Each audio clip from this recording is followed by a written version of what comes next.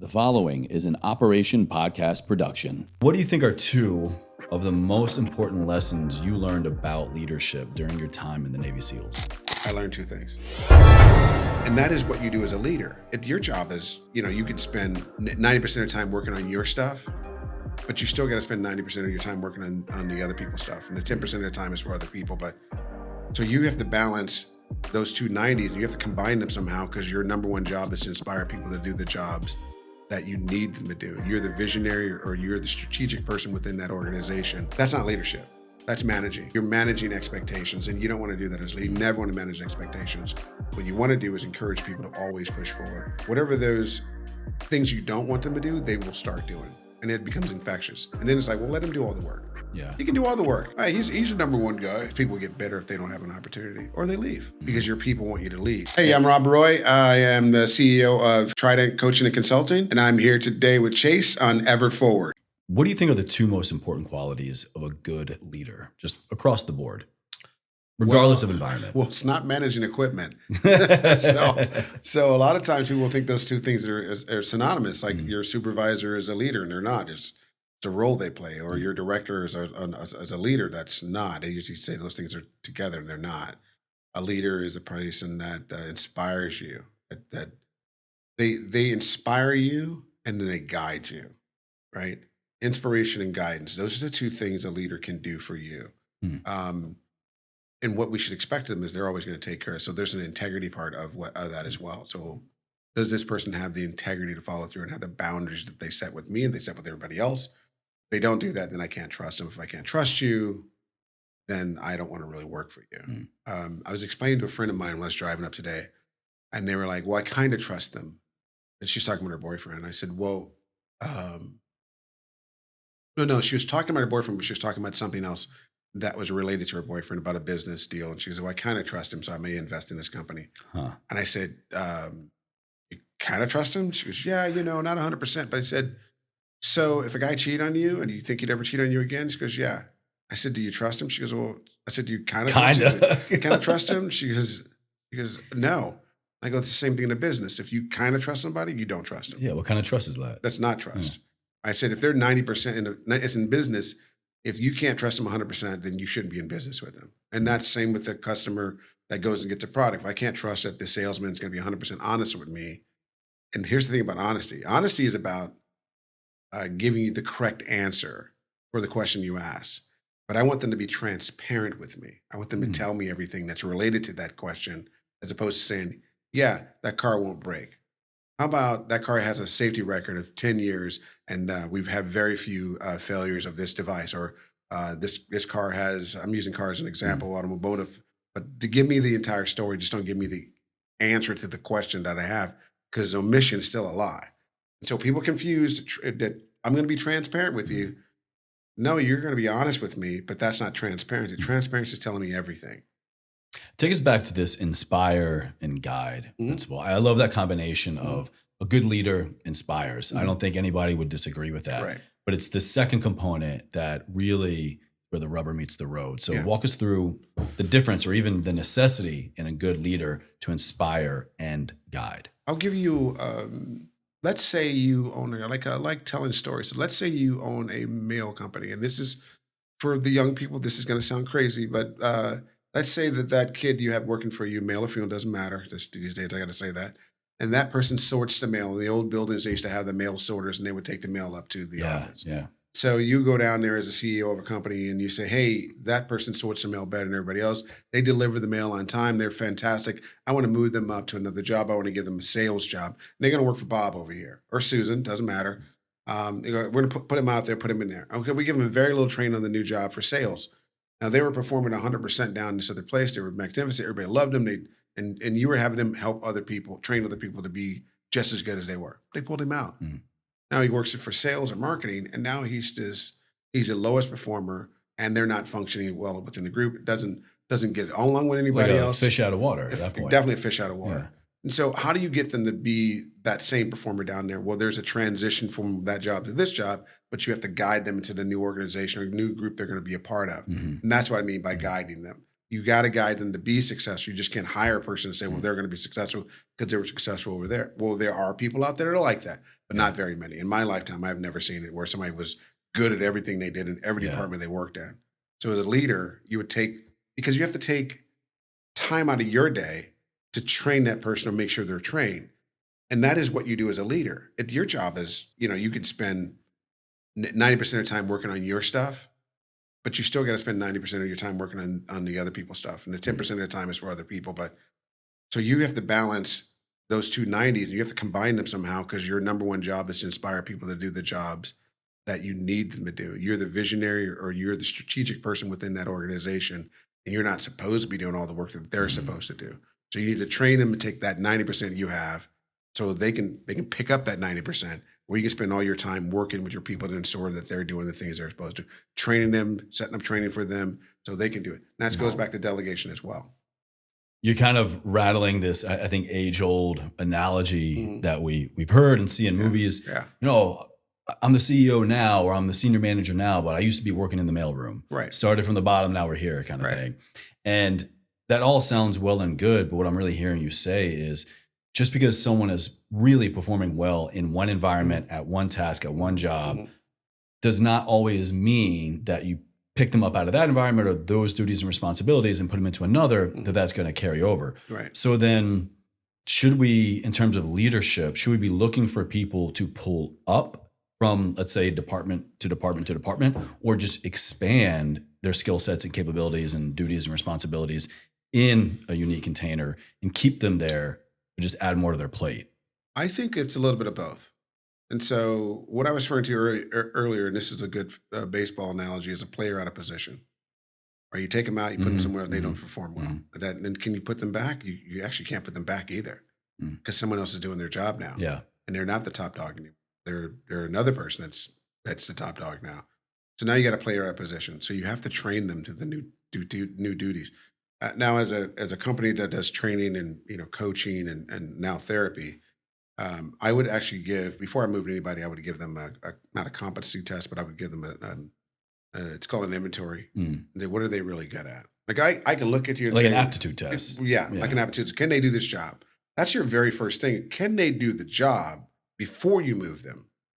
And if they can do the job, then you basically train them to do the new job. If they can't do the job, then you would expand their role in where they're at. Right. I'm saying a lot of people, well, I don't want to work in the mailroom all my life. Well, while you're at this company, you have to show us you have the aptitude to go to the next level. Right. And then we'll move you up to the next level. We believe in you. We want you to do this. But we're not just going to tell you stuff like that, because you become a, what's it called? The best word for it? You become bitter if you don't move. If you're not moving at the same pace. Some people show up at a company and they're working there and they move on and become, partners at, say, a law firm. But some people don't. They stay working as a paralegal the entire time. Like, some people get their degrees in 3 years. Some people get their degrees in 6 years. People move at a different pace because of what they're, some say they're extrinsic, what their locus of control. Right. Like what's happening outside, is that determining whether or not I'm going to be successful because of what I don't do, or do I want things just to happen to me to be successful? Most people, I would venture to say that most people want things to happen to them, not that they make things happen. Yeah. Yeah. This other kind of analogy in the workforce comes to mind, and that's, you dress for the job that you want, perform as if you were already that manager or shift leader or vice president or whatever in that role. Yeah. Now, would you recommend that? Should we do that so that we continue to move up the ladder, or are we then maybe dropping the ball on the job that we're supposed to be doing because we're trying to shoot for the next one? Yeah. I saw a TED talk like that, and I don't disagree with fake it until you make it. Yeah. Right. So, and that's not, I'm probably not what you were saying, but loosely. Yeah. So I think that works for you to get the job, but you still have to perform when you get the job. I think a person coming in, and you're going to exemplify who you are in that particular position you are in now, and then people who see you performing will want you.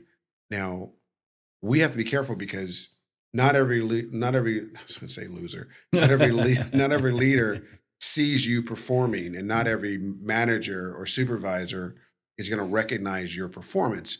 and even worse, that most managers that have a good person working for them, they're not going to want them to move. Mm. That's my Mm. best performer. I do not want them to move. And I'll give you an example.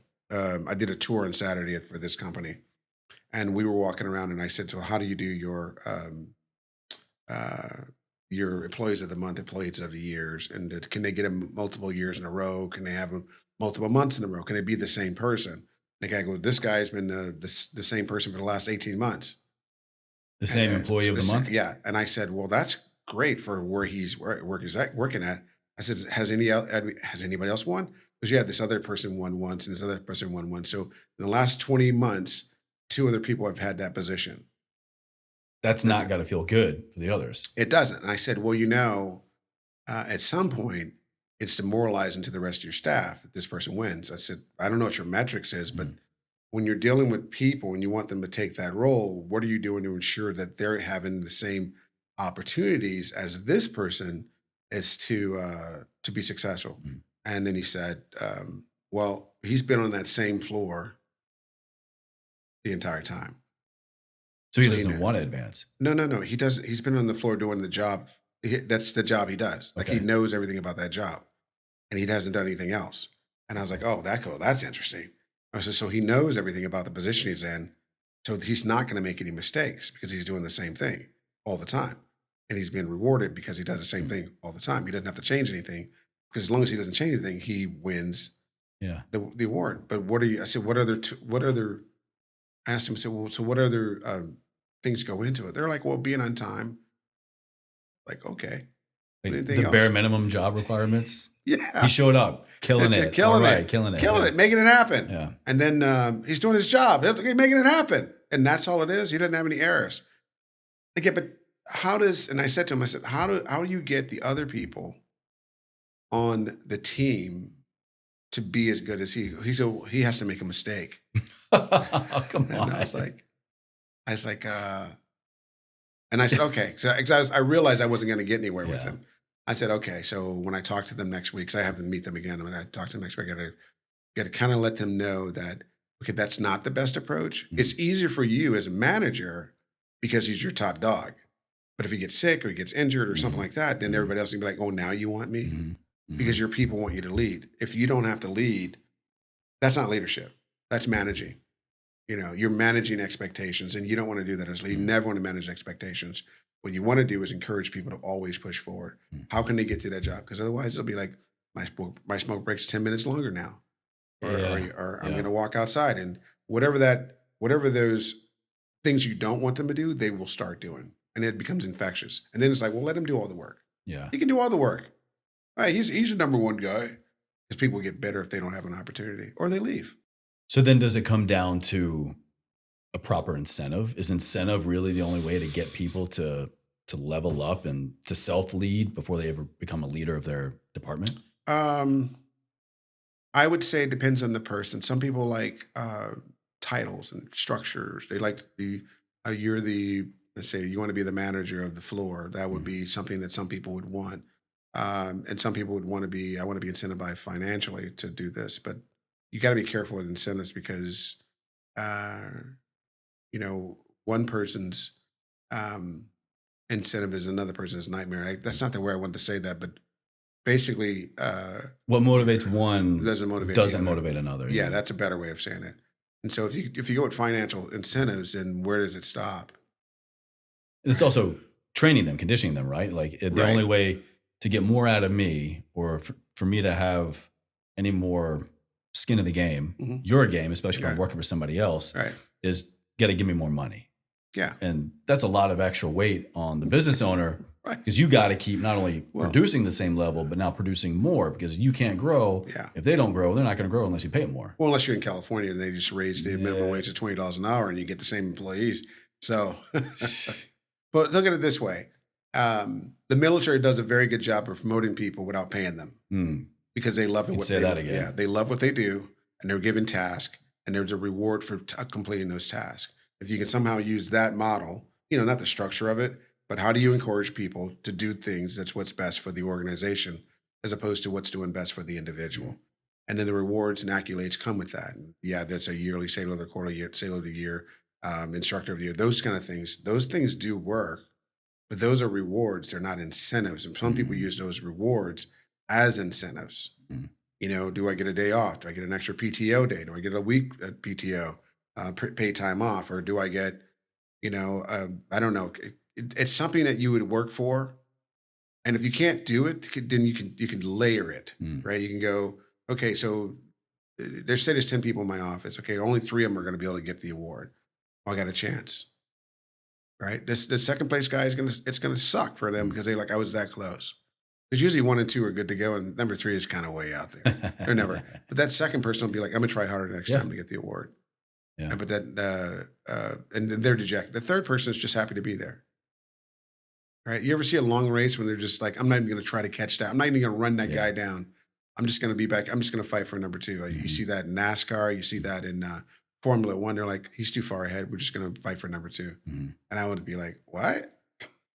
Why are we fighting for number 2? Because you need to be the best you're going to be on that day. You're not running someone else's race. And that's my mindset, is that you're never running you're running your race on that day at that particular time. Your clock you're running against is your clock. The minute you start running somebody else's race, you already lost.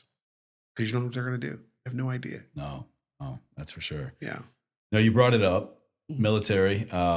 For my audience, if you don't know, Rob's prior service, retired Navy SEAL, correct? Mm-hmm. So let's tap into that wisdom and those experiences a little bit. Ooh. What do you think are 2 of the most important lessons you learned about leadership during your time in the Navy SEALs? I learned 2 things. Good leadership and bad leadership. I should have known. I learned a lot about bad leadership. I learned a lot about expectations. I learned a lot about delegation. I learned that you still, no matter what you do, you have to encourage your people to be successful. That's where inspiration comes from. Like, you may not be doing a job as a leader, and I train this now as like, no one's expecting you to be the expert as a leader. They're expecting you to take care of them. Like, I'm going to do the job. If I'm a visionary of a company, I have my staff, and they're the strategy people. They're like, this is how we're going to do it, sir. This is how we make it happen. And then you have your resource people, which is your supervisors, your managers. They're the ones that resource the drivers, hire people, fire people, make sure the payments get done. That's what they do. So I'm sitting up there as a chief petty officer in the Navy, and I'm like, okay, I'm going to resources out to my LPO. I'm going to resources out to the other people that have specific jobs. They're called collateral duties, to get these things done. And I would expect them to get this done in the right amount, and then report back to me that it's done. Am I going to follow up on it? That's not my job. It's the LPO's job to follow up on it, right? So if it's an officer, it's the same thing. I go to my chief and say, hey, I want these things done. The chief makes it happen. He's a foreman, but he has people that work below him that make it happen. Mm-hmm. And then you don't follow. Would you follow up with them? If you trust them, you don't, right? But trust has to be verified. Follow up with them. You check in on them. You follow what they're doing. You walk out there and you do those things because you want to make sure that they know that you care about them. You have a conversation with them about not what's happening with whatever they're doing, but what's happening with them is personally. So you understand where your team's at, how they feel about what they're doing. You know how they feel about what they're doing. You know they're going to do a good job. Let's say someone's kid's dying. Mm-hmm. You probably don't want them out there working on weapons and stuff at that particular time. So you have to be aware of that, cognizant of that. In business, the same thing. Some guy, young kid's 25 years old, wife's going to have her first kid. You're strapping him down with, 60 hours of work a week. Is he going to be focused on that? Is he a good kid? And I don't mean that like the negative thing. I'm like, but he's 25 and I'm 62. So, it's like, hey, how's it going with the wife? But what do you want to know for? I want to know about you. I know you're sad that, that there's going to be some problems or you're expecting any time. You can't focus on work. I can focus on work. Can you? You think you can. Yeah, you can. You're worried about the kid. You're worried about the wife. So, you have to give people a leeway to be appreciative of what you're trying to do for them and not hold it against them and not let anybody else hold it against them as well. Because you're building loyalty. Yeah. Your commitment. Yeah. You're doing all those things. And they may leave you. They may have been planned on leaving you, but that's not the point. It's that, were you doing what you're supposed to do as a leader? And if a person decides they're going to leave your company because of whatever the reason is, the rooms are painted purple, whatever that is, they're going to leave. You can't stop them from leaving. Or you can delay their departure, but you can't stop them from leaving. Like if that were the case, people would still be in the military. right? They wouldn't do 4 years and Yeah, get out. They would be in forever. If I could trick you or, whatever, hold you against your will, we would have a robust military with people who didn't like being in the military. Back in my day, they got pretty good at tricking for Yeah, those they did. reenlistment bonuses and incentives. Yeah, that's the incentive, right? Yeah, to say here's $100,000. Ooh, I can put up with it 4 more years. Mm-hmm. Yeah, it's an incentive to stay, but your loyalty, that's different. You want to be patriotic, that's great. That's patriotism. But loyalty to your team, I don't want to get out because I want my guys to go without me. Okay, that's loyal. If it's the team, that's great. But I tell people don't be mistaken about it. That bonus is to keep you there, but that's an incentive for you to stay. It's not a reward; it's an incentive for you to stay. It's the one thing that between finding a job and having $100,000 in the bank. $100,000, I can wait another 4 years. Which I promise you, speaking from experience, Yeah. it ain't going to be as much money as they say, and it's going to be quite a bit longer to get that money as well. Right, and taxed. Oh my God, yeah. They I remember tell you getting that my for enlistment money. bonus. Yeah. Yeah, years later, and like half. Yeah. Half. Yeah. It's almost like you forget about the Yeah. royalties or what do you call it? It's like, it's spread out over 6 years. Like, what? I remember being like year 3 Yeah. in, and I finally got the last installment of my initial enlistment bonus, and I was like, oh yeah. Oh yeah. Yeah, I forgot about it. There's an extra like $3,500 in my LES. Yeah. That's what it is. And you forget all about it. Like, well, maybe I'll do that 4 years. It's like, I don't know. Kind of keeping that SEAL hat on. Can you take us back to maybe an example that stands out, or just in that kind of military high risk environment in general, where you were under direct leadership that, per your opinion, was poor leadership? How did you navigate? How did you stay on point, on mission, and even keep your morale and the morale up of your guys when under poor leadership? Oh, that's easy. You talk shit about him. You just talk mad shit about him. The enemy of my enemy is my enemy, right? Yeah, you're just talking. I remember we were at SEAL Team 2 in the Arctic Circle. Newfoundland, if you know how you pronounce it. It's in Canada. It's cold as shit up there. Newfoundland. Newfoundland, Yeah. We're up there and we're hiking and we're in the middle of nowhere. This is before cell phones were cell phones. We're using sat phones or briefcases we had back then. And we were using a UHF radios to transmit, bouncing it off the atmosphere and getting it back. Yeah, I worked in SIGINT for a little bit. Yeah. So it's like unwind this and how far away is it and I'm going to bounce it off of here and do your math formulas. So we were out there, and it was supposed to be very cold, and we were supposed to experience extreme cold. It is in Canada, and I think we were going 60 clicks or 70 clicks or something like that out in the desert. Not desert, but out in the hinterland where there are no houses or anything. It's just out there. It's called. It's been so long. We went ski over, and we were doing telemarking with our 80-pound backpacks, right? Because the snow is deep. So we telemark. Got snowshoes, but that would have taken us too long. So we were skiing. And you basically, the hill pops up when you ski. Yeah, cross country ski. Right, basically. But they're wider though. Okay. Right? They're 100, I think they're 105 is what we were using, the length of 105 centimeters. Okay. Yeah. So we're out there and it's like this guy, he's a beast, a physical specimen. Just, for him, it's a workout. For us, it's like, where are we going? Why are we doing this? Why, all the questions of why, do you know where we're going? We're going to go that way. And it's like he knows where he's going, but he doesn't know where he's going. And he won't let us know he doesn't know where he's going. It's like, you're just going to do what I tell you to do. It's like, well, that's not good enough. And you can't mutiny. You're just humping along going, I don't know where we're going. And you're sitting back there talking and a long line of guys. There's 18 guys at that point in our team. So 18 guys spread out 3 or 4 feet apart. So that's like a long line or less than like 100 yards. And you're just in each other's tracks to make it easier for you. And then we pulled over underneath a bunch of trees. And he says, I think we got turned around. When do you think that happened? When do you think that happened? I've been following these tracks for a full day. When do you think that happened? This is what I'm saying to myself. When do you think that happened? And we're sitting there on the top of our skis, like, exhausted. It's like, we need to either, so you have to either stop and get clothed up right away, or you got to keep moving, right? So if you're the front guy, you're breaking trail, and you got barely anything on because you're sweating so much. Then when you pull over, you step off the track, and you had to put a jacket on, and you got to get back in line. So now all this is freezing on you. You got to keep moving the entire time. And we stopped, and we were just like all just indifferent. So we need to do something because we're all going to get cold. And he was like, we got to figure out where we're at first. It's like, we don't have time for this. Right. So we're all going to get cold. So then I think somebody made the calls that we're just going to, you know what? Fuck it, we're just going to get dressed. We're going to put our winter stuff on, our big jackets on so we don't fucking freeze out here.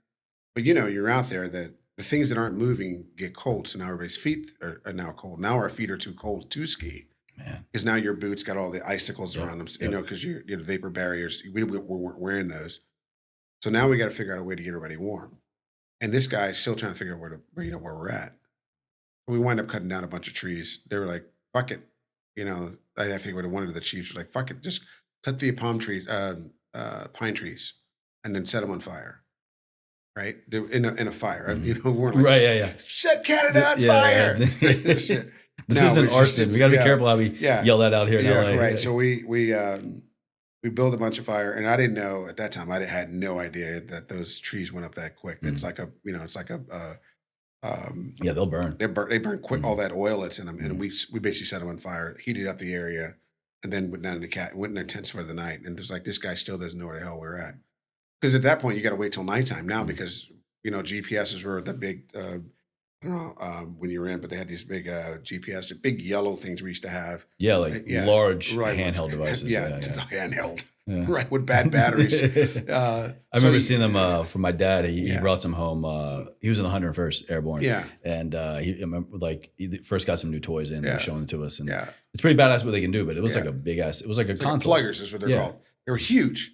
And they were you had to have all the satellites. I think at that time it was like 3 or 4 satellites you had to get to get a general idea where you're at. But back then the maps or charts weren't on they weren't done at the same time. Now it's not an issue. The charts are the maps, they're the same. You can say where you're on the map, and same with GPS. Back then you had to do the 8-digit grid code. And then you had to put that onto the map. And if the map wasn't done with the GPS, then you had to figure out I think it's like a Whiskey 84 or something like I can't remember exactly what it was, but the map had to be dialed into the GPS to give you the 8-digit grid to find out where you're at. It's like, really?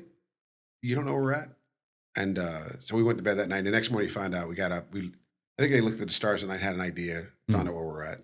Celestial navigation. They're like, okay, we're probably 50 clicks away from where we need to be. So we start off with 60 clicks, traveled the entire day on skis, and we had 50 clicks we had to go. We had to meet these Canadian guys out in the middle of nowhere. We skied up on them at like a day and a half later. It's like 2.5 days out there. So in a situation, such as that, or maybe in a situation where talking shit amongst the rest of the team might not get you where you need to be, but what does it do in a sense of, through the lens of leadership? Well, I think there's always a ground truth with the troops, and then there's the real truth. Well, I should say the real truth is with the ground guys, and then there's your truth. Like if you're the leader, there's your truth and there's their truth. Those things have to line up because they need to know your vision of what you want to have. And I think the biggest problem or the biggest thing I saw in the military, and I did 25 years, over and over and over again, these people were promoted, and I don't mean these people, but people were promoted that don't know that. And I know the Navy's trying to get around teaching leadership, but they teach how to manage people. They don't teach people how to inspire people. They don't teach people how to mentor or motivate a person. They go, this is what happens. This is how you do evaluations. Very regimented. This is how people are promoted. It's like, that's not true. You should promote the best person for the best job. And if you're not doing that, we're not getting the best people. The best people are getting out because they feel that they're being stifled because this guy's made it. I can't believe that person made it. Well, it's their turn. It's like, what do you mean it's their turn? Right? There has to be some accountability when you promote people. Otherwise, it's not. If you're not promoting the right people in your organization, you're basically telling everybody else they're not worth it. And what do you have to do to become, the teacher's pet, or you have to be the go-to boy or something? What is that? What is that? It's like, I can do my job very well. I can be trained to do my job very well. I can excel on everybody else. I can do extra stuff, but am I going to be acknowledged, not rewarded, but am I going to be acknowledged for doing that? And will that show up in my evaluations? Because doesn't that land more? I think for most people, maybe I'm alone, but acknowledgement hits home so much more than reward. Yeah, it does. Especially in the workplace. Yeah. Well, I think for any place. And you know, if you're and I'm looking at the camera going, if your wife, Tell them. yeah, Tell them. yeah, if your wife goes out and gets her hair done, Yeah. just a minor change, a minor color change or highlight, and then you don't acknowledge that she did that, you're gonna feel the wrath. Mm-hmm. You're gonna feel the wrath. You can get a haircut. She'll like, you had a nice haircut today, and you're like, oh, thanks. You don't think anything about it because it's not important to you. That's true. That's true. Yeah. But she goes out and gets her hair done. Oh, he's gonna like this. They're talking about at the hair salon. Oh, he's gonna love that. And you get home and it's like, do you notice anything different? She's gonna whip her head around and Yeah. talk to you in your face. You're like, what's wrong Wait, with it's a you? new shirt. Yeah, I know. Well, you want to go? No. No. Did you notice anything? And when they get to the point where did you notice anything? It's like, you know, you didn't acknowledge, and then you gotta fight on your hands because you didn't take the time to recognize it. And I think that sometimes leaders tend to acknowledge their people. I'll tell you a quick story. I work with this cosmetics company. I work with a lot of different types of companies, food service companies, technology companies, and we work with a cosmetics company. And I went in there and I thought, man, it's cosmetics, right? It's in Calabasas. You know how to put on loam green pretty well, I'm sure. Yeah. That's about it. Yeah, I was like, You hit the highlights. Yeah, you know how to do that. I went up to my team and I was like, I said, I was talking to the girls and I said, I don't know what to do. What do they want to do? You're a cosmetics company. And they're like, well, they want to work with you. And I'm like, yeah, but I don't. And I was like, I wasn't questioning why we were there. I was questioning, the type of training we do is pretty extensive and that it's very intense. And so, so we go there, we walk in the door and we meet this lady. She's a receptionist. It's probably, at that time, she's probably late 60s. And she was by far the nicest person I've ever met before in my life. The first person you meet at this company, first person walking at this through the company door. was so accommodating, just so nice, just overly friendly. As it should be. Right. So I asked her some questions like, oh, wow, so how long have you been here? She goes, I've been here for like 10 years. I love this company. It's the best company in the world. She had nothing but good things to say about it. And like, they were going to take care of you. They're wonderful people. And you're going to see, she gave me a list of people. And I said, yeah, those are the people we're going to see. Because they're great. They're a great bunch and blah, blah. Just all these really good things. And they were late. They were like 30 minutes late for the meeting. And they were like, oh, sorry, we're in a meeting. Like, you couldn't call down and tell this lady who was real nice to us that you're going to be 30 minutes late? So we sat out there, and I wasn't upset with them. I was like, yeah, it's fine. No issues. No, noted. Yeah, noted. But I'm like, okay, our timeline was for us because, people recognize your time. They value your time. I'm thinking, okay, so now we're going to be in LA traffic going back across, going back down to LA to go back to San Diego. And I think we're just going to have to, I was telling my team, I said, we're going to have to make some changes because we're not going to be out of here by 4 o'clock. We're going to get out of here like 5. That's going to be right in the middle of traffic. So let's look for a restaurant where we're going to eat because we're already making plans of what we're going to do. And we can debrief at the restaurant. So I was saying, this is what I was saying, we're going to debrief at the restaurant because this should have been a 30-minute meeting. And now it's going to be an hour and a half because we hadn't gotten in there yet. This time we're not in there yet. But I go upstairs, we go up to the room and they're like, what can you sell us? And I go, I don't even actually know what you want. Because I was like, we didn't call the meeting. You called the meeting. They called the meeting and they ask you, what can you sell us? Yeah, what do you want to offer us? And I said, well, I don't know what you want.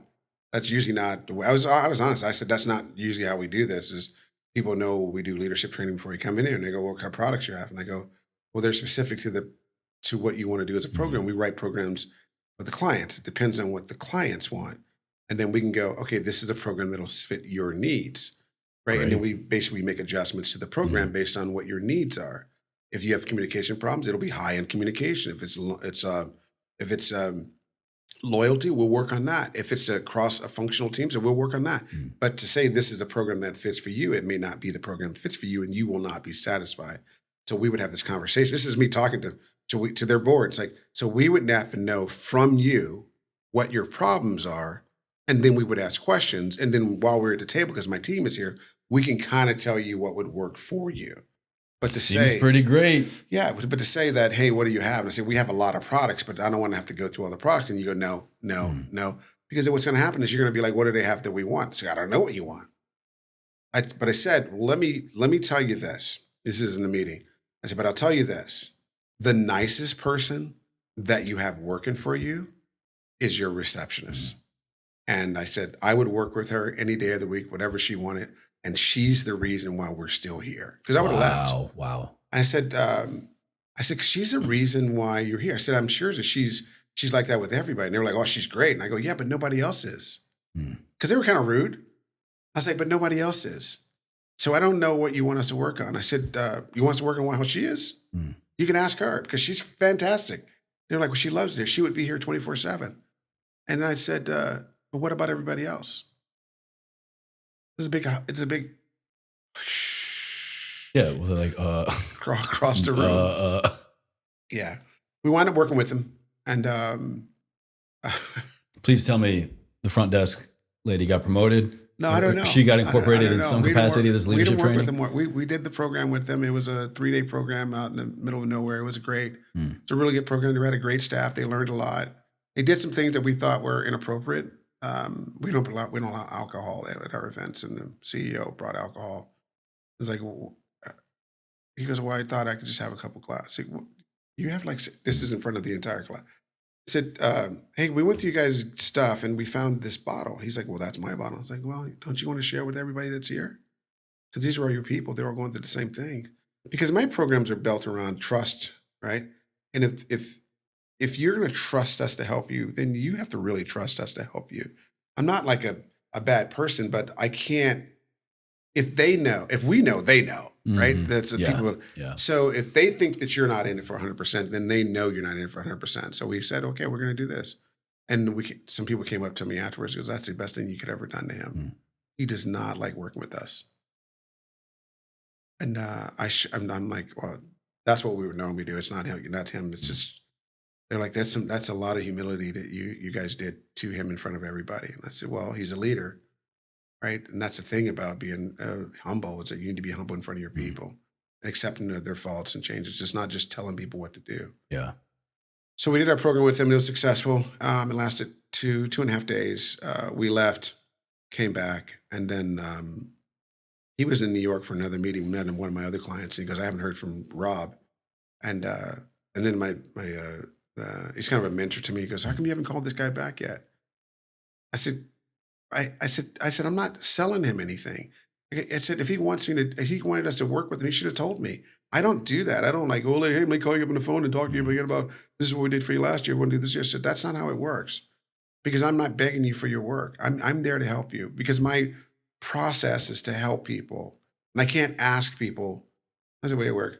I can't beg for you to give me a job to work for you if my number one reason is to help you. I'm not asking, I'm working.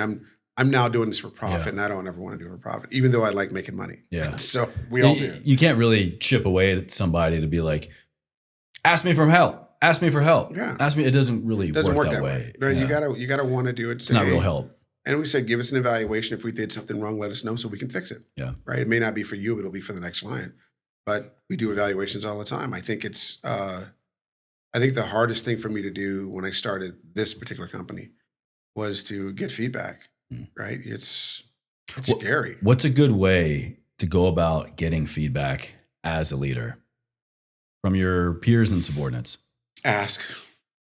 Is it just, hey, how am I doing? Or what have you found to be kind of the best ways to ask for feedback that you can really receive in the way that it's meant, and then therefore the whole team wins and you can grow from it? Well, you have to build a team where they know you're receptive to it. What does that look like? I was talking earlier about this, is a level 1, level 2, level 3 relationship. So your level 1 relationship, or way you communicate with people, would be transactional, right? It's like you go to a restaurant, you order something from the menu. You don't tell the waiter that, you own the business, and, or waitress, that you own the business, you've been there for 5 years, and that you love hot chocolate and so on and so forth. And they don't go, yeah, my wife's pregnant, I'm going to have 4 kids, and this job is the only job I've had for the last 5 years. And I want to be a manager of a company, but I haven't put all my eggs in one basket because I haven't finished school. That doesn't happen. Yeah. You go, I want a steak. They go, you want a steak. Yeah. And then you pay them for the service. That's transactional. A level 2 relationship would be kind of like what we're doing. We're sharing stuff about ourselves, bits of information, and we're learning to like each other and understanding who one another is. And I'll know a lot more about you in 10 minutes than I would if I never said anything to you. And then that way I can make kind of a judgment call of what you do. Okay, now I'm receptive to criticism, or you know, Mhm. well, I like accolades, or I like this, or we know that because it's level 2. A level 3 would be like a marriage, right? Where you share everything, but there's also um, the emotions that come with it. Mhm. Level 2, you'll have some of it, but level 3, you definitely have a lot of emotion, but you also have history too. So you can formulate Yeah, I was gonna say. you can formulate decisions based on the history of the person, and you don't actually have to ask them to know. So a level 2 relationship with your employees on your people on your staff will allow them to be able to talk to you because they know how you're Mm. not how you're going to respond to it, but are you receptive to it? You can't go, tell me what's wrong. And you stand there with your hands on your hip, and no one's going to tell you anything Yeah. unless you got an alpha in there, right? Or a person who just doesn't care. But those betas that are aren't going to say anything you do at all. They're just Yeah. going to, whatever he said. That's such a good point. I'm just kind of thinking back on, being a small business owner myself, Mhm. being an entrepreneur now for 8 years, going on Yeah. 9, small business owner in terms of quite literally where we are now, going on year 4, 2 different business models. And I realized over the last couple of years, I have applied the same, if not a very similar method of asking for feedback Mhm. on how am I doing as a leader? How is the environment? How are the duties, responsibilities? Like, how's the culture basically? And I want brutal honesty. And I realized that I don't always get the same level, like that marriage level of Mhm. feedback, Mhm. even though that I present in that way, or Mhm. I'm trying to show up in that way and I'm asking it in that way. That's very one-sided, right? Mhm. And so I don't get the same brutal, honest feedback that I'm looking for because of that one-sidedness. Where if Right. you have history, this is with someone maybe that's been working for me for 4 months compared to 2 years. Mhm. I can ask the same question, and I do get that. Yeah, Chase, like this sucks, or this is amazing, Mhm. or you're too much of this, or not enough of that, Right. or he, she, this, whatever. Mhm. And again, I'm not showing up any differently. I'm asking the same questions, just Mhm. kind of my, I guess, leadership style. But this is good live feedback for me, and kind of really recognizing both people have to be kind of in it at that same level They do. to get that same feedback. Right. Because they think that their jobs are on the line. Right. Right. I say the wrong thing. No, I didn't like to be, I should never Yeah. said that. And the more honest you are with people, the more they're going to be honest with you. They know that but you don't but if you hire the right people, you don't have to worry about them being malicious just to be Mhm. malicious. I'm not going to ask too many questions, but you need to ask people. And if you do it in a group, you're going to get a group answer. Just, That's so well said. yeah. Okay, Yeah. walk us through why can we not always rely on becoming a better leader if asking for feedback or in a group dynamic versus one-on-one, Because even though it's the same people. people are followers. Right? You've been in me. You're in the military. You know Mhm. that you. Let me iterate what he just said. Let me second that. Mhm. It's like okay. So what are we saying the same thing over and over again? So you give a really good statement. They're receptive to it. The leaders are receptive to it. You've been in the military. You know that. Yeah, how many after action reviews you just Yeah, get like it's yeah, the same thing. Oh yeah, that's great. Yeah, it's great. yeah, It's right. yeah, Oh, it's yeah. awesome. Let me second that. I just want to reiterate what he said. Yeah. Like, okay, so are you thinking for yourself, or what did you see that's different? We weren't even in the same platoon attacking the same target, but obviously you have the same answers as me.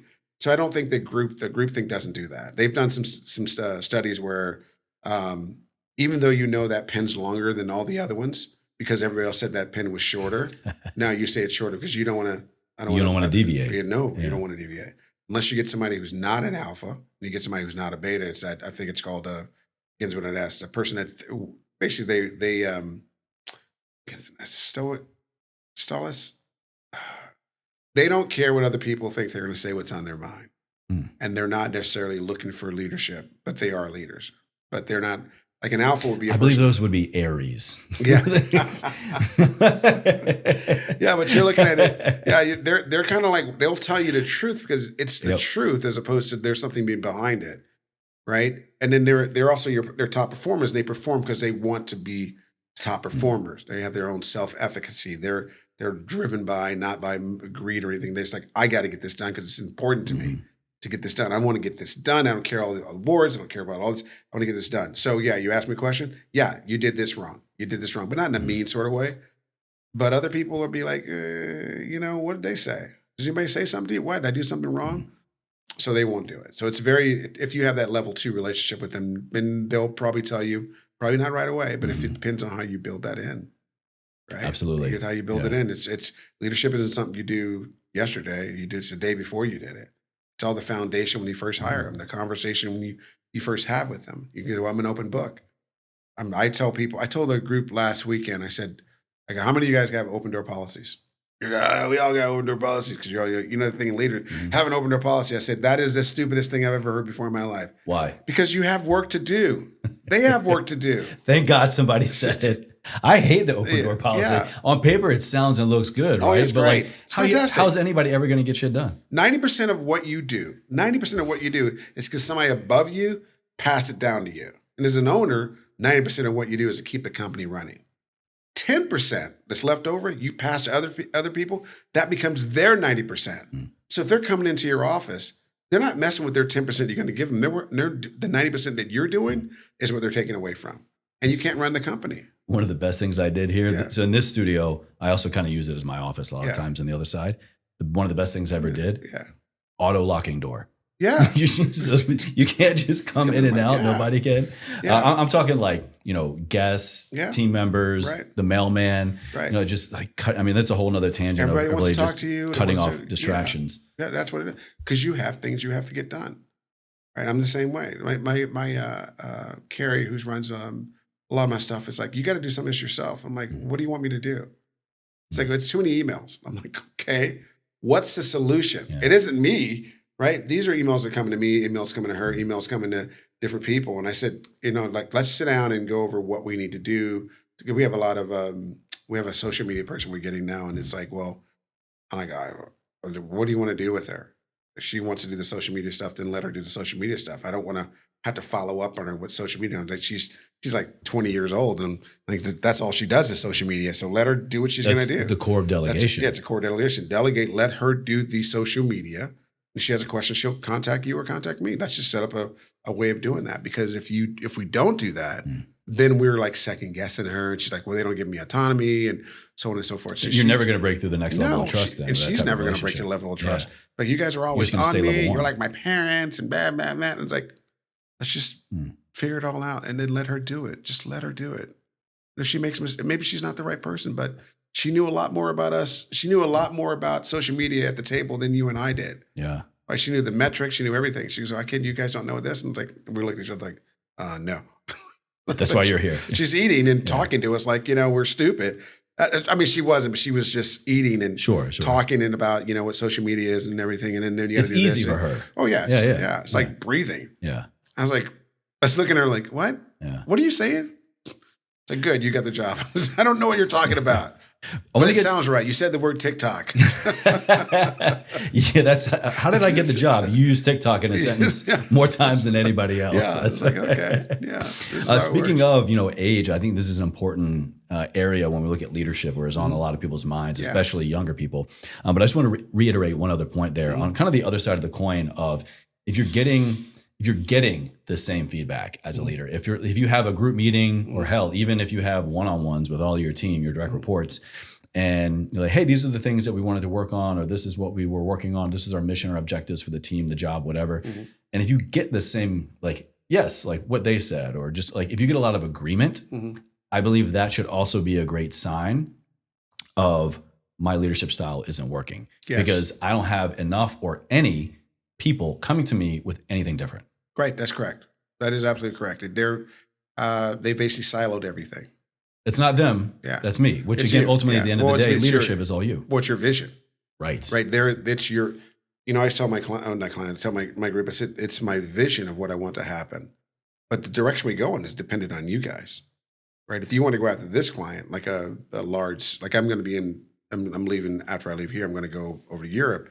And they're like, well, how are we going to get this client? I go, I already got the client. It's what we can sell them is what we got to do. Can we sell this product, these events and products to this client?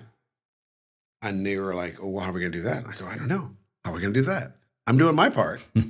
I said, but I'll do everything I can do. And they said, well, here's some things we want you to do while you're there. It's like, okay, I can do that. The vision is to do X, Y, Z with them.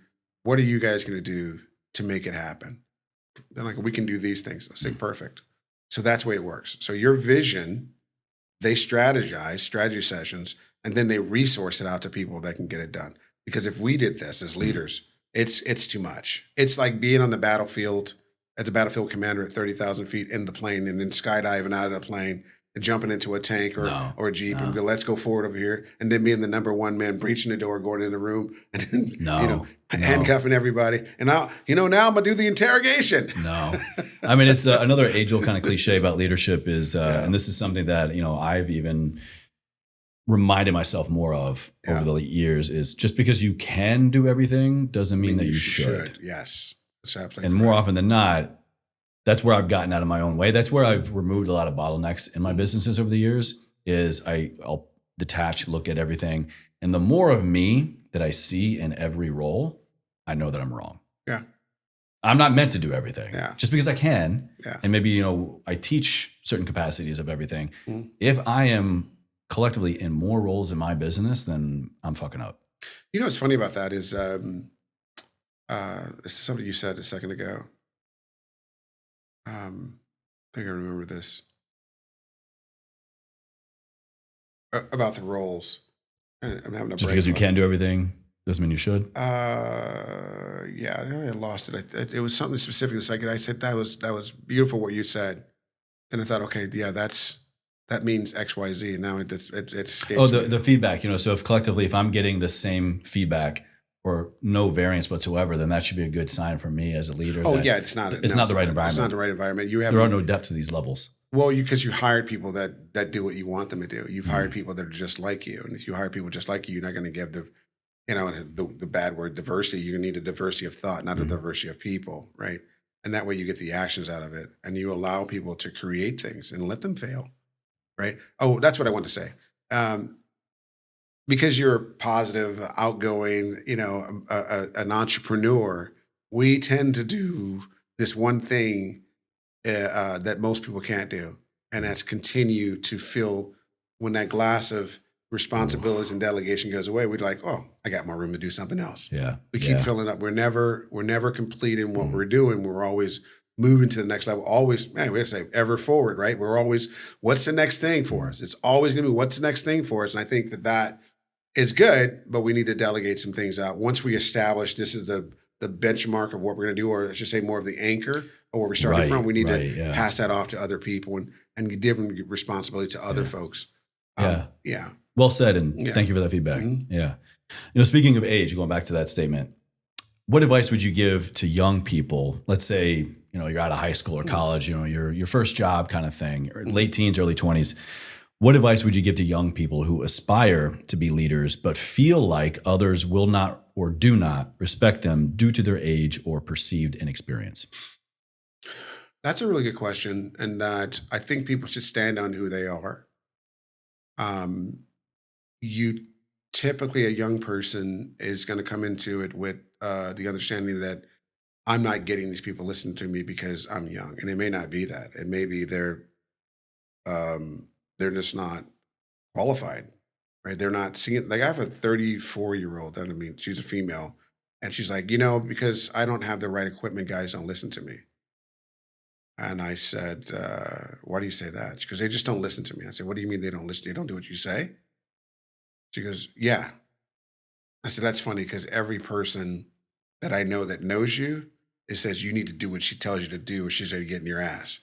I said, so I don't know your perception of what's actually happening. She goes, but they don't listen. I go, no, they listen. They talk about it all the time. I go, my son worked for her. And he's like, she's so hard, Dad. She's so hard. She wants things done a certain way. And I go, yeah, she does. That's what I love about her. Well, if it's the right way. Yeah, it's her way. Yeah. Which is the right way for what we're doing. She goes, I put a lot of time and effort into it. If I can't do it right, I'm not going to do it at all. That's her mindset. So I'm going to do it the best of my ability. And I was trying to tell her that not everybody looks at it like that. They're like, I'll try. And so young people come out and they were like, I'll try it. And if I don't like it, I'll do something else. She's like, you need to do it to your best of ability. And if you can't do it, then you can stop it. But ask for help before you stop. Young people have a lack of confidence of what their abilities are. And it's within their own minds of whether they think people are determining whether or not they can do it or not. That's what I believe. It's just that that's not necessarily true. I work for a younger person. If they know what they're talking about, know what they're doing, and they need some guidance from me. But the minute they go, you don't know what you're talking about, I'm like, oh, okay. All right. then I'm going to sit over here and do what I'm supposed to do. And then you will never get advice from me ever again. Yeah, I think there we're looking at splitting hairs over, am I after good leadership or am I after experience? Yeah, you can hire a younger person to do it if they have the experience behind it. But I'm saying a younger person, I believe, can also have really strong, positive, inherent leadership qualities despite lack of experience. I think leaders are born. Yeah. I think it's harder to make them, though. Why I guess is that? I think it's harder to make it because you can't teach empathy, right? You can't teach humility. You can advise people on it, but to have a person that's humble, sometimes they just can't get there, right? Especially if they're young, like a Kobe Bryant, right? What was how long did he play in the NBA before? I mean, not before he died, but before he became humbled in the NBA, right? Or what's the other guy's name? I can't think. I don't follow basketball. I just know the players that because of their attitudes more than anything else. I'm not a basketball guy, so I only know Kobe because he died. Yeah. But there's that arrogance that goes along with it. And they go, he's the best player in the league. Jordan. I mean, I know. Yeah. I'm not a basketball guy, but I know there's a lot of talk about Jordan. Getting hard to get along with certain teammates and like that arrogance, that perceived arrogance. But it's really just, the true champion's mindset is like, if I demand excellence of myself, and I am leading myself at this level, then God damn it, everybody else should be too. Right, because if we're all on the same mission, same team, yeah, exactly. But a lot of young people, given the same opportunity, be like, I'm the best. You should do what I'm doing. Well, how do I do that? Well, I want you to mirror what I'm doing to be better, right? So if you, I always said the best compliment is that you're, like you were saying earlier, if everybody around you is doing the same thing you're doing, then you're not a good leader, right? But if everybody's doing what you're saying, what your principles behind getting things done, then you are a good leader because then your principles are out there. Your vision is being seen, just not the way you would do it. And I think that's the most important part. Is that don't do it the way I would do it the way you would do it. Because you may do it better than I will. I know there's things now that my staff does better. I'm not the best coach. I think I am. But because I have my counseling background and my therapy and all that other stuff. But I think that some of my coaches are very good at what they do. Navy SEALs. Right. I can't do industrial psychology, right? But I got a guy that's unbelievable. And I listen to him sometimes like, well, you bore me, but I think what you're saying is absolutely correct. He bores me. Yeah. That is something I don't want to have a conversation about because it's so metric based. He's fantastic at it. People love it. It's just not something I would want to do. That sounds great. Then over there, do that. So then would you say the foundation of a good leader, maybe if we are a leader right now listening and we feel like we're struggling in our entity, in our workplace, in our home, whatever, is maybe we should shift from focusing on showing or telling everyone how to do things to a philosophy of the way this space should feel, should look, should operate, kind of shifting from SOP to core values. Right. It is core values. But you need to have a commander's intent. What do you want them to do? Like at your organization here, what's your commander's intent? I'm not asking, I'm saying, but you need to have a commander's intent, and then people would follow that. It would empower people to make the right decisions. And then you have your vision, right, of what you want to have happen. So your commander's intent is what you want them to do, and your vision is how you're going to, not how you're going to do it, but how people, if I were to explain to people what I did, this was my vision for the company. But explaining vision is kind of tricky. No? It is. So how then as a leader can we effectively convey our vision to our peers and subordinates so that they pick up and run with it? That's very simple. I have a level 2 relationship with them. Yeah. If you have a level 1 relationship, you're like, hey, we're going to do this ever forward. Like, okay, yeah, whatever, man. Cool. Change we got a is cool. catchphrase. All right. Yeah, that's right. Yeah. Okay, cool. And they don't know what that means. Yeah. But your commander says, like, this is what I mean by ever forward. My grandfather or my father said this is what's going on in his life, and this is what it means to me. And I'm like, okay, I get it. I get that. I can get behind that. And then everything they do will be based on that. That would be them mirroring your values of what you want the company to do, and then going forward with your commander's intent. And I want to be a successful company that has, guests every 2 weeks and so on and so forth. I have a million followers. That would be huge. How do we get there? And they will always go back to whatever your vision was. And then you can strategize at your sessions with them and say, okay, this is what we're going to do for this quarter, second quarter, third quarter. We're going to revisit everything in third quarter. We can at the end of the second quarter and then see how we're doing on that. But someone's got to track it all. I think that most companies, and this is really big for entrepreneurs, is you come up with your January plan for 2025, Mm-hmm. right? You're like, oh, this is what we're going to do. It's going to make it happen. We're going to do this. And then by March or April, If you're lucky. if you're lucky, they haven't implemented anything. It's like, okay, we'll get back to that later. And then you're still stuck in week 2 or 3 we have implemented your plan, and you're already 15 weeks into the year. I think it's something like 80% of all New Year's resolutions have died completely by 12 weeks into every new year. Oh, yeah. Now, there might have been a stat I heard around just like particularly to, like a weight loss goal or something. Right. But I think it across the spread is pretty common. Well, the worst thing to do is go to the gym within the first 2 weeks after the new year. You gotta wait for all those people to get all those memberships are bought in January, and and then they spend the rest of the year trying to cancel them. But for business, it's the same thing. You have your review of what you're gonna do, and we got this great plan, and this is what we're gonna do, and we're gonna make all this money. Because they always have these conventions from January to March. This is what we're gonna do. We're gonna make everything happen, and it's gonna be great. And then some second quarter is like, oh, we haven't got started on that yet. It's the third quarter was like, well, time's got away from us. And fourth quarter, okay, we're going to redo this for next year. Just copy paste, wash, rinse, repeat. Who's been following what we're doing? What are the metrics involved with achieving our goal? I work with a company. We went to an event, and I was like, how do you measure the success of your sales teams? They're like, well, this is what we do. And if they're not performing, this is what we do. And I was like, well, if a person, I said, so this team always hits their goal by third quarter? And they're like, yeah. And what happens in fourth quarter? So we don't know. They don't perform in fourth quarter. I said, so, but your program, I was like, your little program tracks all this? And they're like, yeah. I said, why is fourth quarter a problem? And they said, we don't know yet. We haven't talked to them. This is like years they haven't talked to them. It's the same thing every year. They do the same thing. They're like, and then I found out it's one guy. There's one guy on this like 20-person sales team that gets all the goals for the year. And I said, so why aren't you teaching the other sales teams to do what they're doing? And that's when I found out, well, there's only one guy over there doing all that. I said, what about everybody else? Well, we only get the metrics for the team. We don't get the metrics for the individual. What? It's like, you got all this stuff and you do they're like, yeah, but it's not a problem right now. I'm like, well, it's probably not a problem, but no one else is going to be working. If he leaves, sales is like, they're like the lions of any company, right? Mm-hmm. Everybody else is lamb. Everybody work. The sales makes everything happen. Yeah. So if your sales team or your sales team guy leaves, then your sales are going to collapse. And that you probably should have something instituted where either he shares how he does this relationships, or you fire all those other people and just have him. I said, I'm not telling you what to do, but I am saying that you need to go around and examine what each person's doing as opposed to just as one person. Because I said, the other thing is that you're not challenging him, right? I said he's done by third quarter, which means he's really done in second quarter. Probably, yeah. So I don't know I don't know what his dollar amount he's supposed to get or anything else. I'm just looking at the same thing you're looking at, going, and I'm an outsider.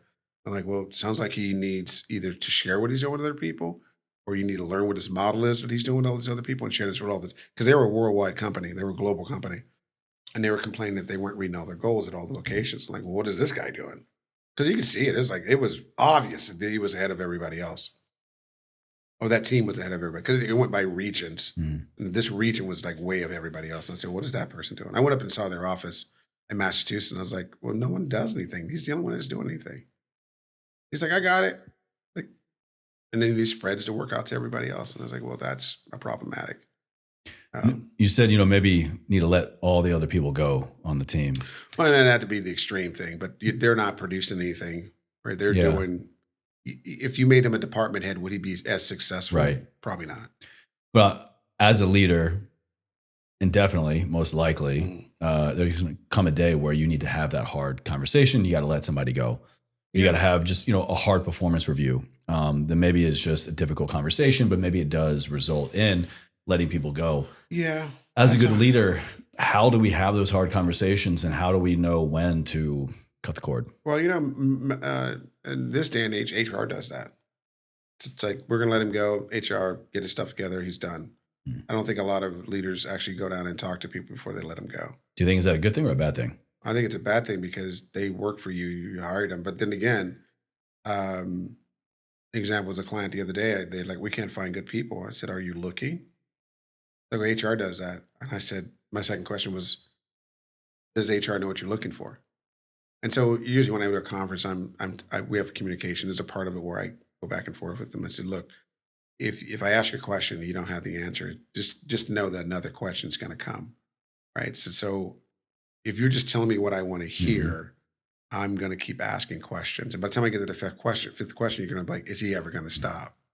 Also, it means we don't have a level 2 relationship yet, Right. right? Yeah. Because I'm like, I don't know. I don't know these things. And you're saying you don't know. Then I'll offer a solution. So have you ever tried going to a place that has mechanics, or you haven't placed it? Where do you need people to work at? Where are those people found? Mm. As a leader, are you looking for those people, or are you waiting for them to find them on LinkedIn? And then he says, this guy said, well, we're looking at on Indeed. And I start laughing. I go, for an employee? I go, that's great, but you're not getting the employees you Mhm. want. So, there's other options. I said, part of being leadership is that you need to get out of the office Yeah. and then go around and talk to the people this is for their warehouse workers. I said, go and ask somebody in the warehouse where their friends hang out, that they have free will, they want to work for the company. And then you go out and talk to them. Mm.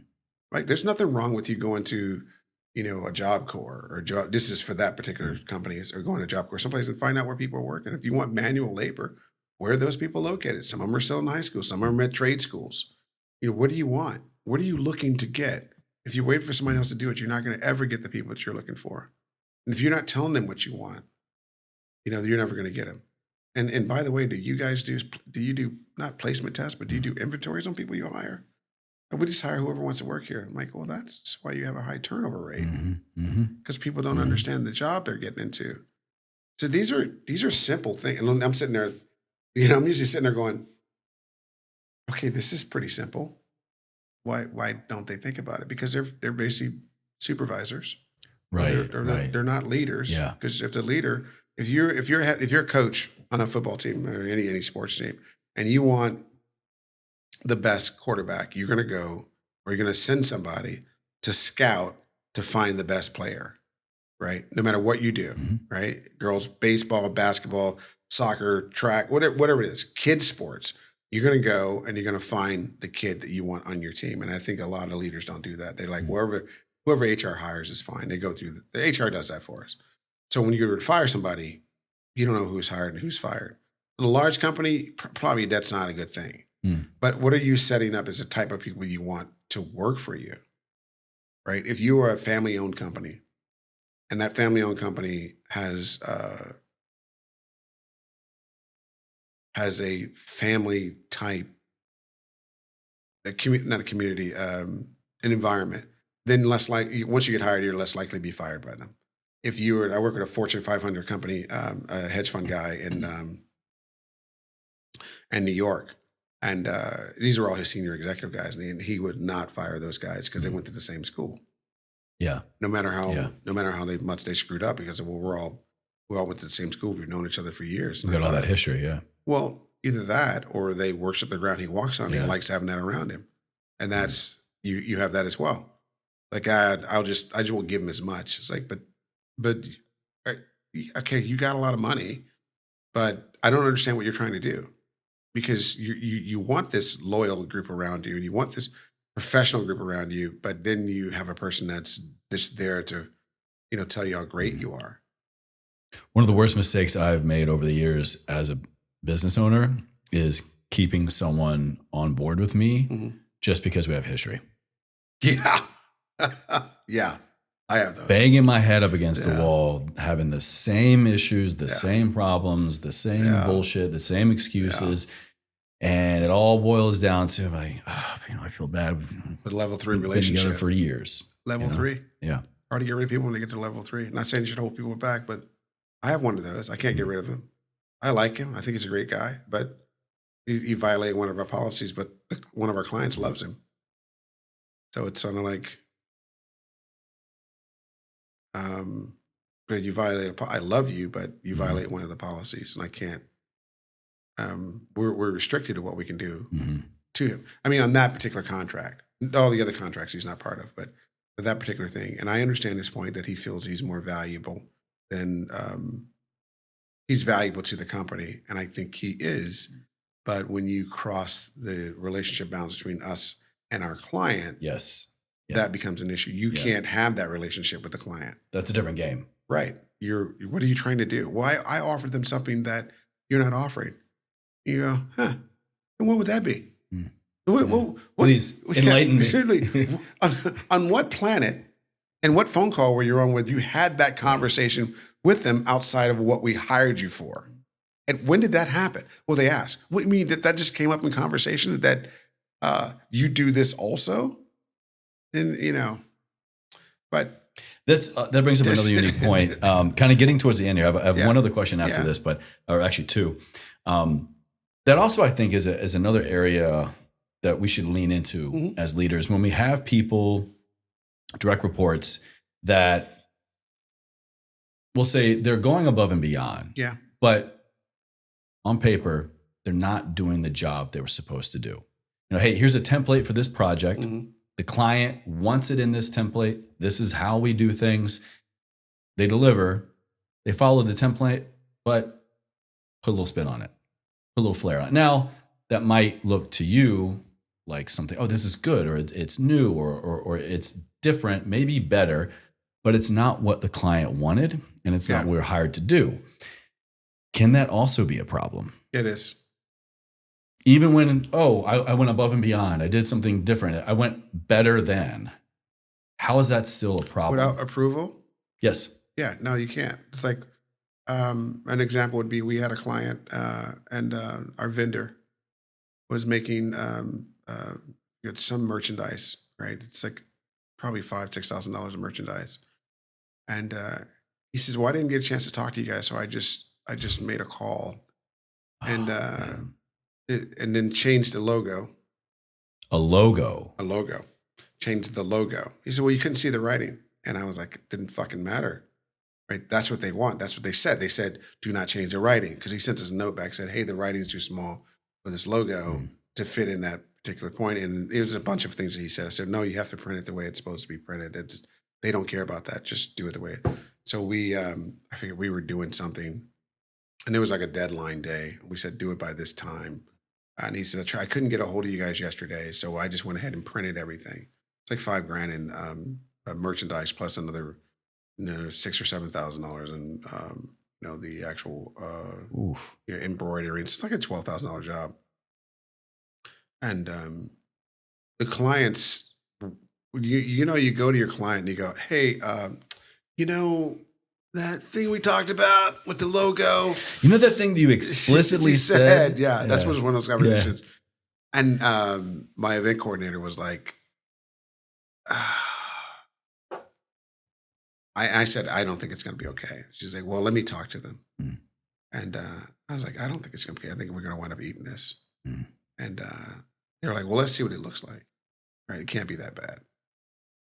So I asked him to rush ship one item. He didn't do that. He goes, well, I'll just ship the whole thing because it's going to get there at the same time. It's going to get there at the same time no matter what I do. So let me just ship the whole shipment to you because there's nothing I can do with it. Like he's like, you already bought it, right? So let me just expedite this new problem. Yeah, this new problem. This like $500 in shipping costs. Let me just send that out to you, and then you'll have them. And then if they don't want them, you guys can keep them. Do whatever you're going to do. Do whatever you want. But they get out there, and I'm like, it's like that's not even. This is so wrong. But that's the only color, because they never say anything about the color shirts. And I was like, they like their color. They say, you may not like their color, but it looks better on that color. I go, I don't disagree with you, but that's not their color. If they want to wear pink and purple, that's what they want to wear. It has nothing to do with me. It's not my shirt. It's not my jacket. It's their color. It's what they want. We have very limited, we have very little bit of room on to do that. And the logo's wrong. And then my coordinator was like, well, I'll show it to them. And we'll see what happens. And I was like, then she says, I'm just going to put them in the gift bags. And then we'll see what happens.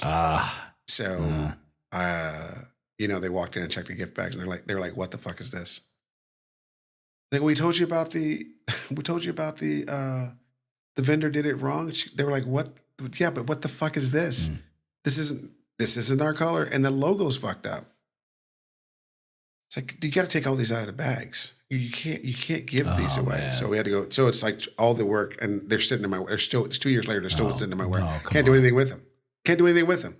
They were logoed out, wrong color. Can't de-stitch them. Ate that whole project. Did you lose the like client too? No. They now say Okay. they have to have the final say on any artwork we do with them now. Good save. Well, good save. Okay. You've worked with a marketing department before. They're like, they want to know centimeters now when we do a project of what it's going to look like before. So we have to start way in advance. And now we just have him work. He works for us, but he works directly with them. And he goes, okay, I get it. Okay, I get it. I made a mistake. I'll never do that again. He did it once more where he sent the wrong fabric. He told them, he told my team, it's wrong fabric. It won't work. We already had this problem before. And my coordinator was like, no, send it anyway. And it was one shirt. And it was, I think that shirt cost me $400. Mm-hmm. She said, overnight it. And I go, is it the right shirt? She goes, oh, it's blue. What difference does it make? I said, but is it the right fabric? She says, but that's the right logo. I'm like, but is it the right fabric? It's the right color. It's the right logo, but is it the right fabric? She goes, what? Like, it's a shirt. They're like, we don't want that. It's not the right fabric. I was like, yeah, it's not the right fabric. It's like, he had to rush ship that one shirt. So that cost us like a $40 shirt. So we rush shipped it to him, $200. He rushed the artwork, another $150, and then ship it to us, another $150 because of where we were located. So this all had to happen within 3 days. God, all those little micro stings, but then it's just you just pray that it's not stingy enough to lose the client, right? I have that shirt framed for. Here's mistakes. what not to do. Yeah. Our biggest lesson in business. Why do you have that in that box? Yeah. It's like because I want to remind us that this is a lack of communication. That shirt's a lack of communication. That's what it reminds me of. I should have put a little plaque below it, lack of communication. And then get one of the other shirts and this is what it's supposed to be, and this is what came out when people should put the price tag up. Be like, oh, is that Gucci? Yeah. Is it Louis? Why is it $400 for a t-shirt? Yeah, I know, right? It's like, fuck me, man. Yeah, I've made some mistakes like that in the past with people, but I've been very clear in recent years with my team about what I want. I'm very clear on the expectations of what we're trying to do.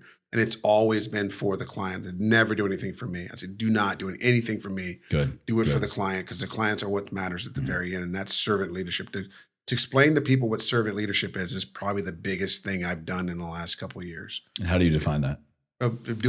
Basically being there for the client. Everything's for the client and basically on our values. But what does the client want? What does the client need? And there's some clients are fickle. But they're fickle because they don't know what they want. And in that, as you as a salesperson or marketer, you have to guide them to a Sometimes solution. you got to tell them what they want. Yeah. Yeah. If they don't know. And they're like, oh, yeah. Yeah, if they don't know. But at the end of the day, they have to agree. I learned a long time ago is I don't like talking to people who don't make the decisions. Yeah, I said, just put me in the room with the person that makes the decision. It doesn't make sense for me to, if we have to go through iterations to get something to give to them, that's cool. I'm okay with that.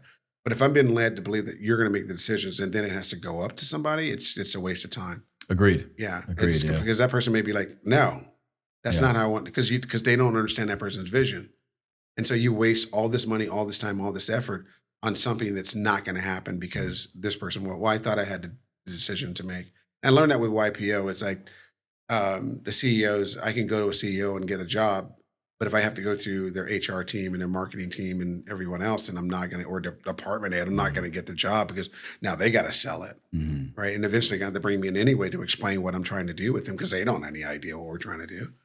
And so, I mean, they understand what we're trying to do. And I don't mean to say it like that, but they're trying to explain something where they don't have all the answers. Sure, right? Yeah. And so you need to ask me so I can tell you what the answers are for what this is, especially if it's a large company endeavor where there's 30 people involved, there's 2 years of coaching involved or a 60-hour program, then, it's like, $500,000 or $800,000 for like the year or year and a half. So the company's going to be like, well, why are we spending that amount of money? Well, here's your cost analysis for it. This is what this return is going to be for you. If you invest in your people now, that's nothing compared to what it would cost you to keep people around. People want to know you're going to invest in them. This program's going to let them know you're investing in their future. And then you're going to give them coaching to make sure they get it. And I would say that most of the people in our programs the last couple of years have been promoted, Mm. right? They were like, these people are great. They're awesome. They're like, yeah, yeah. Well, it's not, but I would say it has nothing to do with us. Right. Yeah. We just opened the door for them to learn about themselves and to communicate with one another and to move the ball forward within their own lives. And that's what we're there for. And whether or not your company makes a bunch of money, I mean, that's a nice benefit to have. But I said, we don't promote that you doubled in size or, 80% of the people have been promoted to the other jobs, because that was the intent anyway, is to promote them if they were able to garner leadership lessons from us. That's the whole program, is that to get people to become more like leaders. And that's what I was saying earlier about there's born leaders and there's people you can train to be leaders, but you don't want them to be managers. Managers manage equipment, fix things. I manage all the equipment in this room. That's a manager. Right. Right. Yeah. But people are not equipment. People are constantly changing, evolving, developing organisms. So you have to be able to constantly change and evolve for them.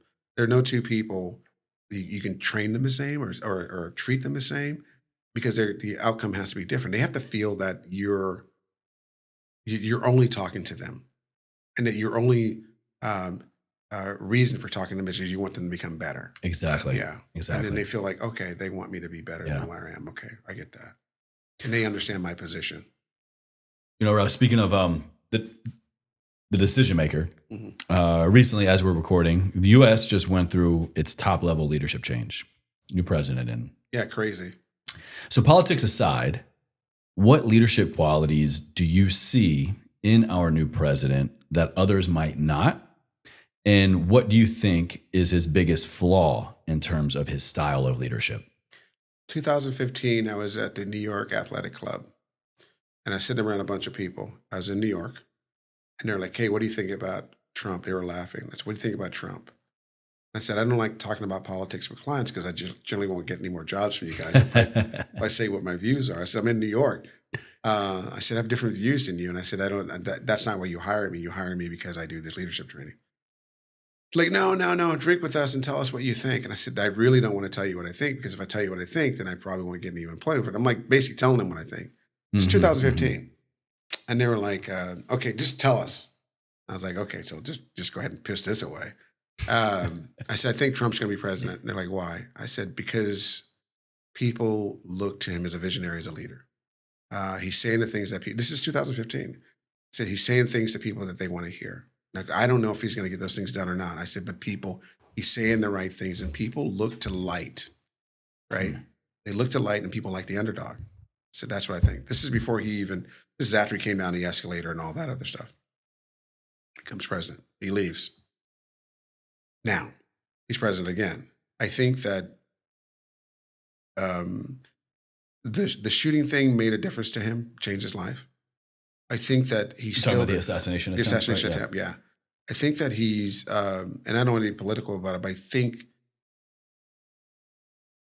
any person that's learned that understands what they did wrong the first time and they learn the second time what I need to do, is a person that's learned a lot about themselves. They reflected and said, I am not going to do what I did last time. I'm not going to make the mistakes I made last time. I'm going to come in there, and the only way we can change is a catalyst. Something major happens to us, So our country changed at 9/11. After 9/11 attacks, we changed as a country. And there's the economic crisis, we changed as a country.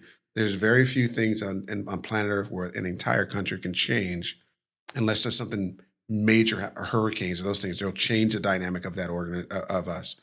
The election in November and him immediately jumping on it is people were ready for a change.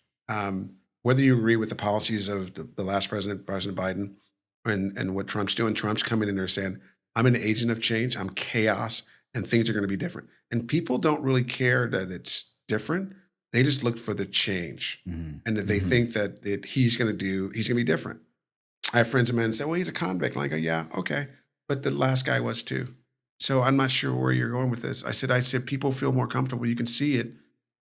What people do in the holidays, they feel more comfortable. They're more patriotic now than they were before. Listen, if that's all he's done, that gives us consumer confidence. That gives us a way forward. And we believe in ourselves, and we will go forward from there. All the other stuff he's doing, I'm like, I'd rather see his actions. He talks a lot. He's very bombastic in what he says.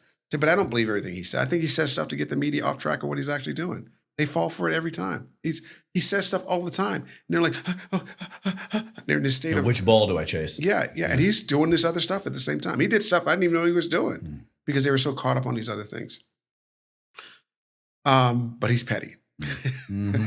So I'm hearing you that this ability to go through a catalyst and change for the better, or we'll just say at least change, is a good leadership quality. Right. And then maybe this pettiness, would say, is kind of his biggest flaw. Yeah. I think I think sometimes I hear him speak, I'm like, I've heard this before. I need to hear something different. I know you're going to do what's right by the country, but there's this pettiness that he has that it's kind of like, I got this great cup of coffee. And how old did you say that milk was? It might still be good. You put it in my coffee. It's like, oh, is that curdling? I might be okay if I drink it. So it's spoiled all the times because he's petty. Like I think he talked about Biden all day yesterday. I didn't watch it. I didn't watch the speech. I heard the first part of it, and then he started going about Biden. I was like, okay, Biden's sitting right there. I don't know if that's I understand why he does it, but we're not doing it for ourselves. We're doing it for the country. If you're going to pull the country together, no one cares that you think Biden's a criminal, right? We accepted it. We understand it. It's like them talking about you. No one knew you were like all these bad things about it. So we ignored that about them saying about you. Then I feel that as a country moving forward, you should ignore all that stuff at this point and move the country forward. It's not about the other man. You need to move forward beyond that stuff. And I think that's, if somebody were to give him advice, it's like, look, if you're going to be the change agent that you want to be, you got to get away from this stuff and stop dividing. People don't want Democrats and Republicans. They want Americans and what's best for us. I always tell people that we could be so much further along in our technology and our education if we just all work together. Crazy concept, right? Yeah, I know. What a concept. We'd have the floating cars and all the stuff that we don't have now. We should. The Jetsons. We should be this country. We shouldn't have homeless people. But people get caught up in their pettiness, right? It's petty. Just like what's best for the country. Yeah. Losing sight of the real mission. Yeah. Because of pettiness, because of ego. Politics. And this is collectively, in any leader, in any self. Yeah. Really. If you're not progressing, if you're not moving forward, look to pettiness, look to ego, look to, are you just saying yes and no to things because it serves you, or are you losing sight of what your real mission is? Well, the problem that we would have or will have, I don't think people are like this now, and I hope it doesn't become this, is that, I said this about Obama, is that he doesn't have to tell people to do stuff that's wrong. He just has to infer that this is my policy and this is what we're going to do and this is what I want to have happen. And then people take it upon themselves to do the things they're not supposed to do. Like, well, he never said that. It's like he didn't have to. He's the leader of the group of people that are actually, I'm not talking about January 6th. I'm talking about just in general. If they were like, well, we're going to go after, if Bondi gets in there and she goes, well, I'm just going to go after all the people that Trump doesn't like. He didn't say that, but I think that's what he would want. It's like, no. The people don't want you to do that. The people want you to apply the law equally to everybody moving forward. Just moving forward. Let's just do everything equally, right? So I think those kind of things, when you're petty, people catch on to the pettiness and go, yeah, we're going to make them pay for this. I don't think we should go through another 4 years of lawlessness, of these court cases and seeing the president out there being, I don't think Biden should be attacked. He's 82 years old or 84 or whatever he is. His family. The man's old. He is. Let him rest. He did do a good job. Yeah. I mean, probably the presidency probably wasn't the thing he should have done in the end. I'm not saying one way or another. I think that where we are now is where we are now, and this is what we should be doing to look forward, is stop all the pettiness and stop whose side we're on, the Republicans or the Democrats. It's like, we're Americans. Every speech he has is about being American. And it's like, well, Republicans are going to do this. It's like, I like that shift. I like that shift. Let's go back to just thinking we're all Americans here. Yeah, I like that. Yeah, take all that stuff out of what race are you? What nationality are you? What's the other gender are you? We're Americans. I was talking to a guy. I was doing sorry, I'm just going to go off on a tangent for a second. I was talking to a guy that was a homeless guy and was doing what they call an intake. Find out who he is, how we can do help him with him. It's called a mental health intake. And I go, I'm going to ask you a bunch of questions. Some of you are going to, I said, you're 60 years old. You sure do you understand this about gender identity? Because I go through this, you're going to hear me say these things. I said, I'll laugh because I want you to know before I ask you a question, so you're not shocked that I'm about to ask you a question that you're going to think is stupid. So he says, because there might be a lot of questions. I go, there are a lot of questions that are going to make you feel that why is that even on there? And I'm like, I don't know why it's on there. I just have to ask you the question. You need to answer it. And he would always say, what do you think? And I go, I can't say that. I got to ask you the question. You have to tell me, what are my options? What options do you want? There's a bunch of them. And there's a question he says, I said, race. And he goes, what? I go, race. Because I'm American. I go, yeah, that's not one of the questions. That's not one of the answers. Because why isn't it? I don't know. I don't disagree with you, but I'm like, it's not on here. It's like it's not anywhere on here. Do you have to pick one of the other ones? He goes, what other ones? I go, all the ones that are on here. He goes, which ones? I go, black, white, Asian, non-Hispanic, Hispanic, non-white. So you just got to pick one of those. He's like, are you kidding me? I'm like, no, that's all government forms. Mm-hmm. See, there's not an American on. Like, no, there's not an American on here. I said, you have to go to Europe. It's not a race; it's a nationality. But I understand the point. It's like, but when you go to Europe, it's like, are you an American? Are you a Canadian? Right, are you? I said, that's on there. I said, but in the United States, it's all divided, subdivided. We're continuing to divide each other. I see. That's my point. Is that we were always dividing all the way down to not even the color of your skin, but are you Hispanic or non-Hispanic? Like, what? I think it's black, Hispanic, non-Hispanic. That's what it is. And Caucasian. Or is that even on there anymore? I think it's white now. Okay. But I don't think that's one of, I think that's race. And then when you go to ethnicity, whatever. Ethnicity. You got it. It'll have Hispanic or non-Hispanic or black, or it doesn't say white, it just says Hispanic or non-Hispanic. Man. Yeah, I don't know. Got to take a look at some forms these days. Yeah, I don't. This is the government forms. Geez. Yeah, it's just nuts. But I think as long as we continue doing that, if you want to change something on day one and say, we're going to simplify these forms, you're going to be an American or non-American, citizen, non-citizen. That's it. Nobody cares about any other stuff, right? Your neighborhood sucks because you make it suck, right? Your benefits. And on that subject, just one last thing is that, because I do track everything, there's a large number of people that are on Social Security disability. And I think that that's one of those things that people just won't get off of as citizens. They just think that I believe in a big way, that's a mindset. It is. That's a mindset. But people strive to get free money because that's what we're teaching them. The government teaches them that that's free money. Yeah. That it's easier than actually applying yourself and doing anything. You didn't work. Mm-hmm. You didn't work for it. Mm-hmm. And now you're getting it. So it's hard to find people to employ that they still want that money. Mm-hmm. So when you go after to employ somebody for $20 an hour, $25 an hour, they want to make that, they want to stay under that money so they still get that money. Exactly, that's free money. And it's so much work. And we need to change, as leaders, you need to change people's mindsets or thoughts about what work is. Work is and it's free and it's control of your own personal destiny. The government is not there to help you. The government is to make you a ward of their control. Yeah. Well, Rob, this has been a great conversation. I appreciate your time here today. And sorry about the tangent. No. It wraps my head and my audience's head all around your vision and definitions and approaches to leadership. Mm-hmm. And my last question for you is, I view this mantra, this question as a form of my own self-leadership. Yeah. But I'm always curious in my guests. Ever forward, those two words, what do they mean to you?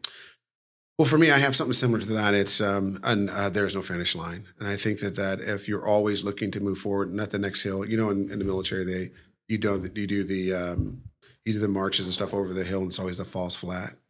And if you false flat, where you walk up the hill and all of a sudden you get to the top and it's like, I didn't see that from where I was. Oh, yes, yeah. You've got There's always another mountain. There's always another mountain. So always forward to me is there's always something to conquer. There's always something to do. There's never a finish line for you to always not keeping track of what you're doing, but to never look for the finish line for what you're doing.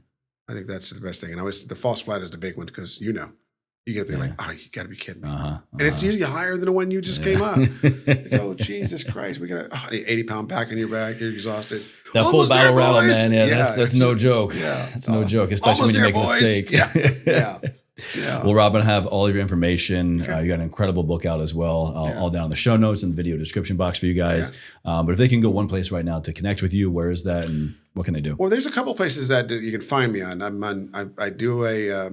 have a daily TikTok that goes out. It's a most motivational thing.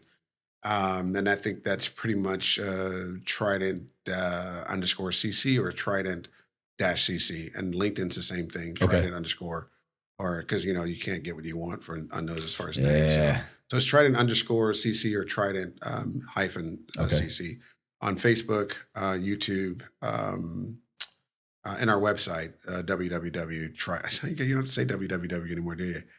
I guess not. No, No, some that's websites you do. I don't know Yeah. if it's like a back end thing or what. Yeah. but So Trident-CC.com. Beautiful. You can contact us on that. You can watch the videos. You can reach us through the videos on that. You can call us, and then we'll talk to you. We can coach you. We can do therapy, or we can do programs. We handle anything from the individuals up to large companies. And it Amazing. doesn't matter the size of the company either, Amazing. or the product they serve. All right, my man. Yeah. Well, I know you got a flight Even- to catch. even to get ready for. cosmetics. Oh, yeah, even cosmetics. Yeah.